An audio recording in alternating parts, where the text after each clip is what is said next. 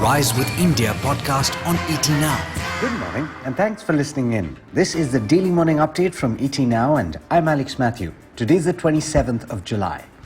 In the top news, a British court yesterday granted a bankruptcy order against Vijay Mallya, paving the way for a consortium of Indian banks led by State Bank of India to pursue a worldwide freezing order to seek repayment of debt owed by the now-defunct Kingfisher Airlines.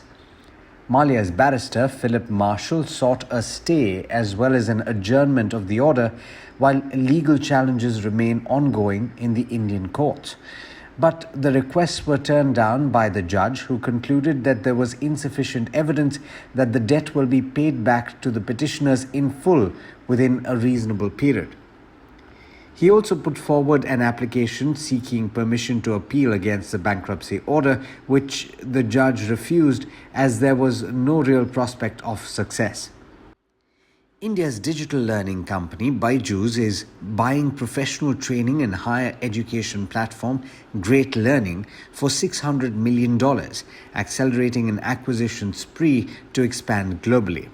The cash and stock purchase marks an entry into the higher education segment for Byju, which is according to a statement that the company released yesterday.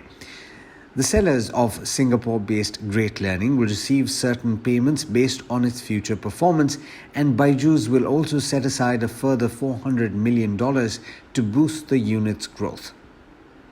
In other news, ISRO's launch of the first uncrewed mission planned in December as part of the human spaceflight program Gaganyaan will be delayed due to the COVID-19 induced disruption in delivery of hardware elements for the ambitious venture.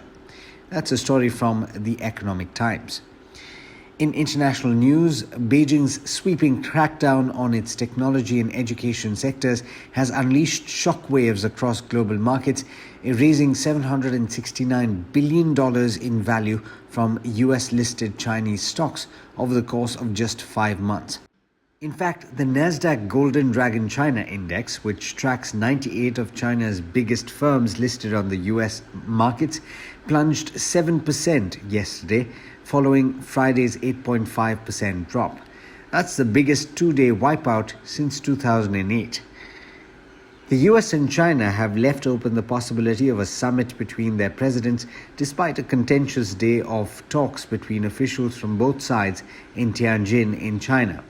Vice Foreign Minister Xie Feng told visiting Deputy Secretary of State Wendy Sherman during a meeting that the relationship between China and the US was in a stalemate and faces serious difficulties.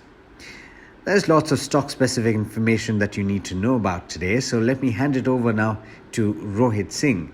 Morning, Rohit. How are we looking at the start today? Good morning, Alex. We will once again get ready to absorb some major post-market results this morning, even as Monday turned out to be range-bound. The momentum hasn't so far proved enough to help Nifty paddle beyond the 15,900 level. This morning, another bunch of corporate results will unfold at opening bell. The cautious commentary by lenders is continuing as Axis Bank said the recovery hasn't fully kicked in. Nifty Bank too fell from the highs in line with the broader trend. Let's first tell you about the active stocks this morning. Axis Bank's June quarter profit has almost doubled as income grew and provisions fell sharply. Kotak Bank's net has risen 32% in Q1 on the back of high income, but the bad loans too are higher. The management said they have not dug into their COVID provisions yet. L&T has kept FY22 guidance at low to mid-teen revenue growth. The company said rise in commodity prices is a worrying trend. Tata Motors is in the red for the second consecutive quarter with a consolidated loss of 4,500 crore rupees. Local lockdowns, shortage of semiconductors and high raw material costs have all added to the poor show. SBI Life results came in the dying hours and the reaction was steady despite a sharp drop in profit on the back of COVID provisions. DLF has reported a profit compared to loss a year ago, riding on strong residential demand. Government stake sale in HUDCO opens today with a floor price of 45 rupees per share. A reassuring factor for the markets has been the DII support. Domestic investors bought shares worth about 1,500 crore rupees while foreign investors sold shares worth about 2,400 crore rupees. On the global front, Wall Street is steady in the middle of reporting major earnings. Tesla has crossed $1 billion quarterly revenue for the first time, Later tonight, Alphabet, Microsoft, and Apple will report numbers. The Fed's two-day policy meet also convenes tonight. Unconfirmed news reports suggest Amazon is looking to accept bitcoins as payments by the end of the year, pushing the cryptocurrency to a 6-week high. That's all from my end. Thank you for listening in. It's back to you, Alex. Thanks, Rohit. And as always, thank you all for listening in. This is Alex Matthews signing off. Have a great day. The Rise with India podcast on ET Now.